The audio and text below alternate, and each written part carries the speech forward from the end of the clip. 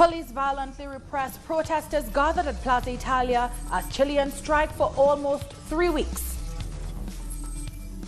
South Africa wins the 2019 Rugby World Cup for the 3rd time. And the Anti-Imperialist Solidarity Meeting for Democracy and Against Neoliberalism continues in Havana, Cuba. Hello and welcome to TeleSUR. I'm Doris Polo in Quito, and this is From the South.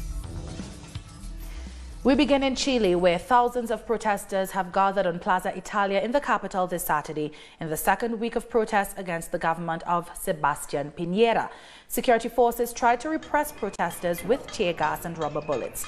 On Friday, the protests also saw about 1,000 women dressed in black marching silently and demanding justice for the 20 people killed and more than 1,300 injured during the last 2 weeks of social unrest in Chile.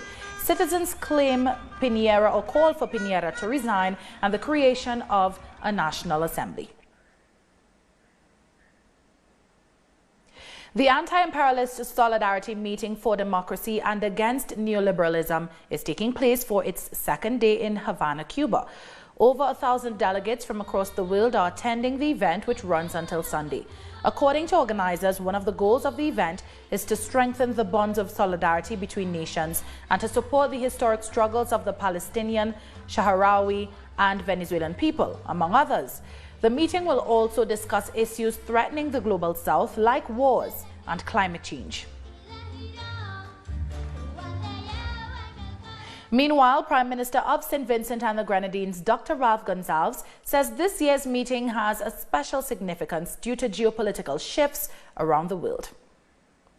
Anytime you have a solidarity event in Cuba, it's of importance. But on this occasion, it's more so than usual, for the simple reason that neoliberalism, imperialism has entered a particular phase, a very dangerous phase.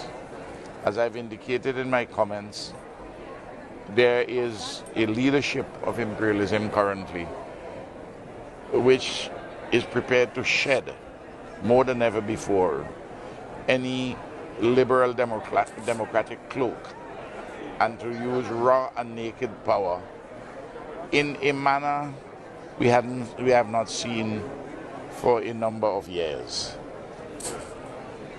A kind of fascistic approach to global governance. And this is in part because of the resistance both inside of the developed countries and in the developing countries that monopoly capitalism is having because of fall in living standards of people. And people are just fed up with being ruled in the old way, and they want something which is new, and they want to have a greater sense of liberty and to do things with and for themselves. Now, apart from Dr. Gonsalves, those taking part in the meeting in Havana also include leaders and activists from Black liberation and indigenous movements around the world. TeleSUR asked some of them why they thought it was important to be there.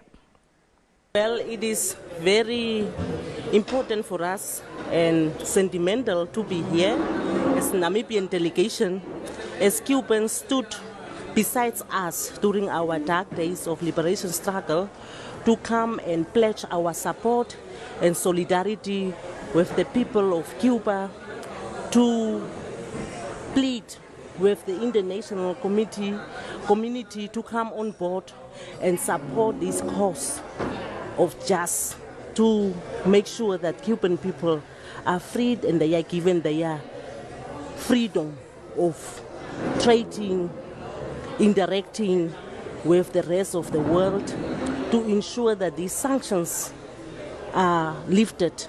We are standing up to neoliberalism and, the many devastating impacts it's had not only on indigenous peoples, our peoples, but through the whole network, throughout the whole world. So it's, particularly this region has seen an increase of attacks against human rights, and we just feel like, there's so much power and resistance right here in this conference, but also throughout Latin America, that we feel it's very important to be here, to lend solidarity, and to tell the rest of the world about what the land rights are in Canada for First Nations at this moment. We're here today to show solidarity, of course, with the people of Cuba, and also, for me, understanding that our plight as black folks in fighting for liberation is directly tied to Cuba's fight for liberation. We see Cuba as an African country, and so we see our brothers and sisters here fighting, and we're very much against the embargo that's happening here. So that's why we're here to stand up and fight for what we know is right and for the liberation of all black people. South Africa has won the 2019 Rugby World Cup for the third time. The win in the final against England has put South Africa among the top Rugby World Cup winners, matching up with New Zealand, which has also won the title 3 times. The victory has not only united South Africa, but the whole African continent. Going forward, though, I think from here out, it provides the country with a springboard. It also provides young children, especially, that have no role models around them. They don't even have anyone to look up to. But at least there's someone like Siya Polisi. You didn't go to a private school. You came from where we come from. Yeah, at this place, at this moment, people are excited. People are sharing this moment. We are not just united from the match, from people, from the players, from everyone. We just united our country. There's hope for South Africa. Our correspondent, Matuba Malachi in Pretoria, gives us more on the historical significance of the victory. The Springboks victory could not have come at a better time when South Africa is suffering from many socio-political issues like high unemployment rate and the economy that's not doing very well. But now there are celebrations in most parts of the country, and we are now in Mamelodi, in east of Pretoria, the capital city, where there aren't a lot of celebrations here, and it speaks to the politics of the rugby game here in South Africa, where in townships it's not as popular as it is in much more affluent areas or even in more rural areas. So that is the contrast about the politics of rugby here in the country. But celebrations all round, and South Africans are coming together, a moment that South Africa needs desperately to come together and celebrate for a change. And that's what it's been happening here. And the hoisting of that Ellis Webb trophy was a moment, a historic moment to say the least, when we saw Siya Kolisi, the first black captain of the Springbok team, lifting that cup with President Cyril Ramaphosa in Yokohama in Japan. And that was a moment that South Africans were looking forward to, and it will be engraved in the minds of many people for the longest time, because we've never seen a black captain for the rugby national team here in South Africa lifting that cup. And this is the third time now that South Africa is taking the cup, the World Cup. And we've seen that happening in 1995 when Nelson Mandela had just become the president of a new democracy. And we saw it again in 2007 when President Thabo Mbeki was in his second term, which he didn't finish, by the way. But right now the mood is very light, and South Africans are very happy to see what we call the Bokke, or the Springboks, lifting the South African flag high up there in Japan. It's back to you, studio. That was our correspondent from South Africa, Matuba Malachi. In other news, a special stakeholder conference to ensure the implementation of the CARICOM Single Market Economy, or CSME, is set to take place on Monday. Discussions will focus on the free movement of persons, contingent rights, common external tariffs, customs and trade, and the movement of financial services. Barbados is leading the effort, with the island's ambassador to CARICOM, David Commission, and CARICOM's Assistant Secretary General, Joseph Cox, expected to address the consultation.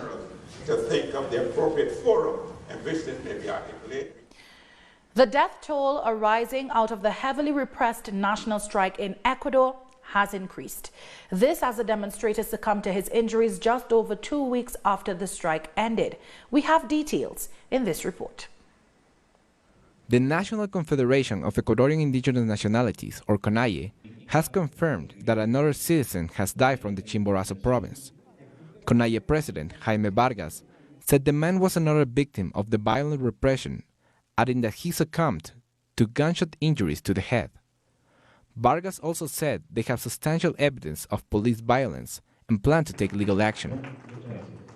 The Ombudsman Office has so far confirmed that 11 people were killed during the protests against the economic measures imposed by President Lenin Moreno. We feel outraged over this unfortunate death. We have lost a leader, but we will continue to fight. We will continue to do so in the province of Carchi, and we will be more united than ever. According to the Ombudsman Office, 1,340 people were injured during the national strike. Among them, Yajaira Urrest, communicator and mother of a 4-year-old boy. She was injured by a gas bomb that caused her to lose her eye. In an interview with TeleSUR, she recounts how the events took place. The bomb hit my eye and got stuck on me. That is when the smoke started coming out. I wasn't able to hear anything. I wasn't able to scream. Meanwhile, the Ecuadorian government said 435 policemen were hurt during the protests. The president has since congratulated the police and the armed forces for their actions during the strike, in spite of the reports made by citizens and human rights organizations who have rejected the use of excessive force from security forces. We increased our forces when we noticed people were trying to enter in an aggressive manner. That is when we use gas bombs to try to disperse the crowds. The government insists that external forces, including Venezuela and former President Rafael Correa, were the ones behind the protests and had planned to destabilize the government. However, citizens and indigenous leaders condemned that the strike was a popular uprising against the economic policies of President Moreno. Now, various human rights organizations are calling on the authorities to respond to the reports of violence that occurred during the national strike. We'll take a short break now. When we come back, another indigenous person has been killed in Colombia's Cauca department. Stay with us.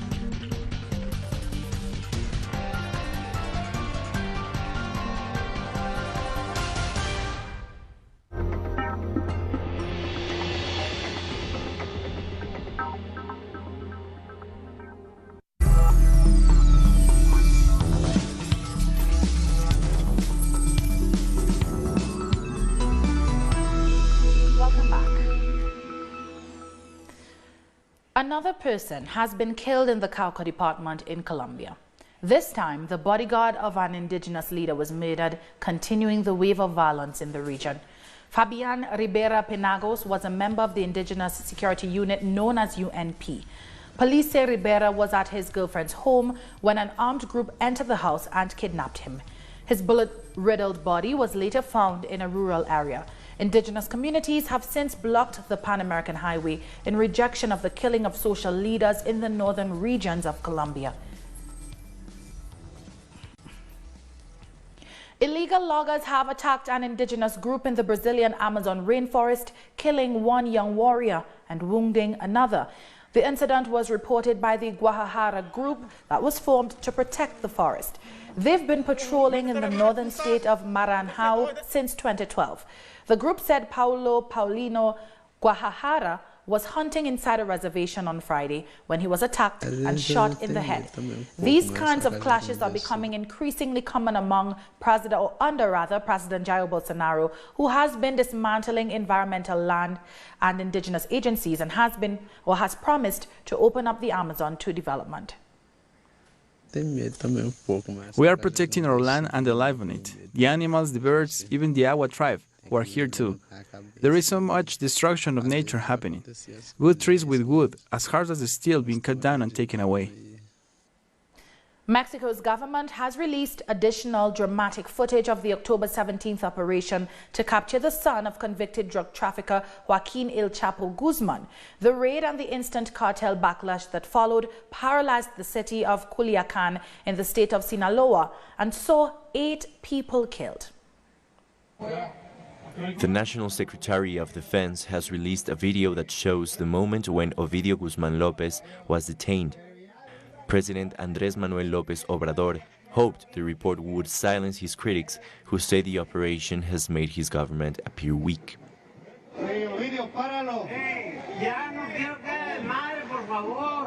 The operation, which led to the apprehension of Ovidio Guzman Lopez, also known as El Ratón, the mouse in Spanish, has provoked violent reactions from the cartel. They surrounded the northern city of Culiacán and launched attacks from strategic locations, including residential units inhabited by members of the military people and their families. They fired from these buildings, from their vehicles. There's an apartment building where they also took aim from. They even fired from a 40mm grenade launcher. Fortunately, the grenades did not go off, because the explosive charge can only be activated when launched from a certain distance. The Security Bureau gave a detailed account of the event. The Secretary of Defense described how hitmen and army members clashed for 5 hours.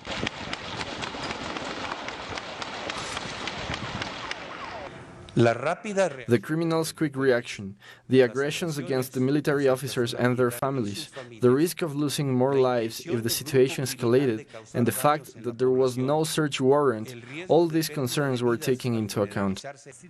And so the government decided to release Guzman Lopez, and this brought an end to the chaos in Sinaloa's capital, to the people living in the city. Our main objective was to protect law-abiding citizens. Otherwise, it could have ended in war and bloodshed. Fortunately, we put the peace and safety of the people first, as instructed by the President. Early on, during a media conference, President Andrés Manuel López Obrador said he supported the decision to abort the mission. Our adversaries can question us as much as they like. They have the right to do so. But this is a new politics where we believe the use of force is not the option. This is actually a problem that has arisen as a result of neglect of the people. And so we must first address the root cause. The president made public all the details of the Culiacán operation in order to avoid speculation and to show that there are differences between his strategy and that of his predecessors. Our master, the only one we have, is the people of Mexico. So everyone should know everything that happened and how we reacted in such difficult and serious circumstances, so people can see that we are acting responsibly. The almost immediate release of the Sinaloa cartel member triggered strong reactions, both from those who support the president and those who see the state as being too lenient on criminal organizations.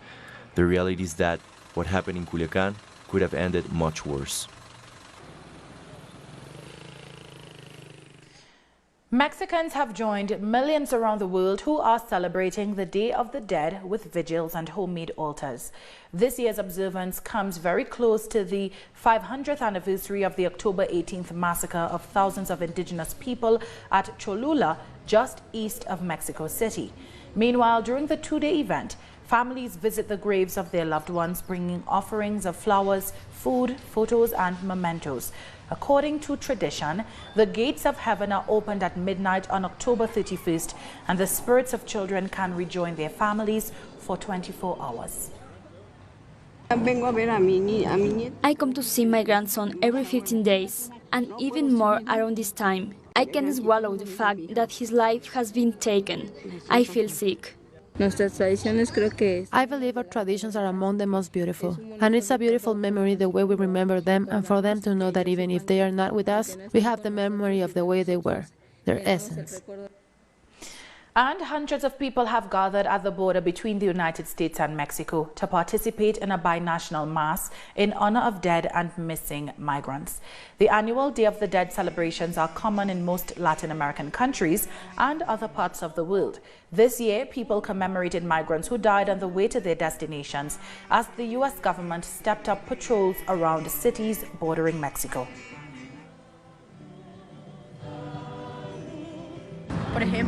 I was threatened that they were going to kill my son and that if I didn't hand him over to them, they were going to take him away by force. So, unfortunately, I had to flee with him. We asked the US president, we asked the judge to give us an opportunity to stay there because I couldn't return to my country. The Festival of the Dead has also kicked off in Haiti, where the two-day event is rooted in voodoo traditions. People gathered at the oldest grave at Port-au-Prince's National Cemetery, which, tradition holds, is home to the spirit of Baron Samedi, the guardian of the dead. There, offerings of food and drink are made to the ancestors. During the ceremony, the Iwa spirits make their presence known by mounting or possessing participants. Voodoo, a blend of Christian and African religions, evolved in the 17th century when colonists brought slaves to Haiti from West Africa. When we look at this year's celebration, things are not good because of the political problems in the country.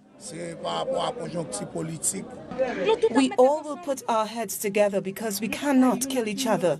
We must put our heads together to see where we go. Haiti cannot perish. Haiti is ours. The people that are here are all Haitians. So we must put our heads together so we can live. Shifting gears now, Argentinians have taken to the streets to celebrate the country's 28th Gay Pride March. Their goal is to include all sexual identities under the LGBTQI movement. The massive march was held in Buenos Aires, the capital city, with demonstrators calling for an end to institutional and religious violence against the LGBTQI community. According to the organizers, the government has decided not to help build the grand stage for the first time in its history. They criticized Mauricio Macri's government for pulling out at the last minute, which they believe is linked to his defeat in the recent presidential elections.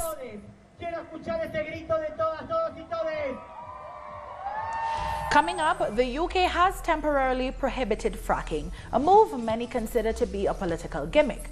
We'll unpack this and other stories after the break.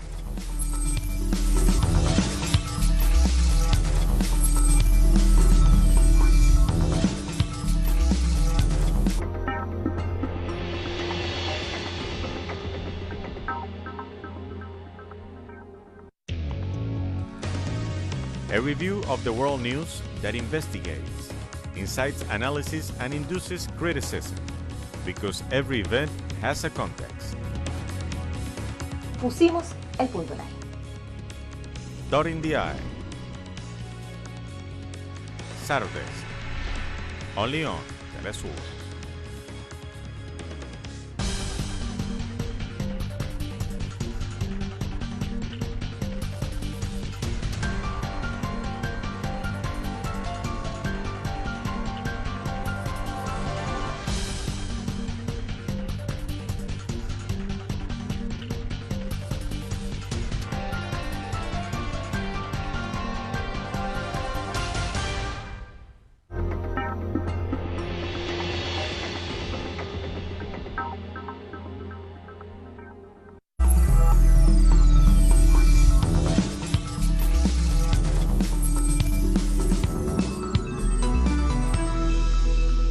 Welcome back.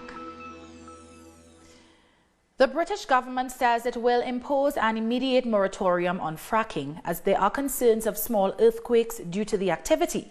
The decision follows a report which concluded that fracking causes tremors, which disrupts local communities. The practice is also fiercely opposed by environmentalists as it contradicts Britain's commitment to becoming a net zero carbon producer by 2050. However, some remain skeptical about how long the moratorium will last, as Prime Minister Boris Johnson had previously shown support for the shale gas industry. I'm delighted that, on the face of it, eventually this government have listened to what we've been telling them for 8 years. But the cynic in me says we're approaching an election and that this is blatant electioneering on the part of Boris Johnson.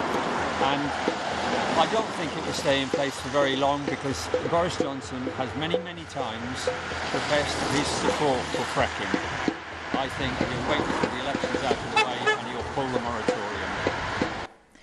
Tens of thousands have marched alongside opposition supporters in Pakistan's capital on Friday, calling on Prime Minister Imran Khan to resign. As the first day of demonstrations stretched into the night, massive crowds flooded the streets. The opposition says the government is illegitimate and is being propped up by the military.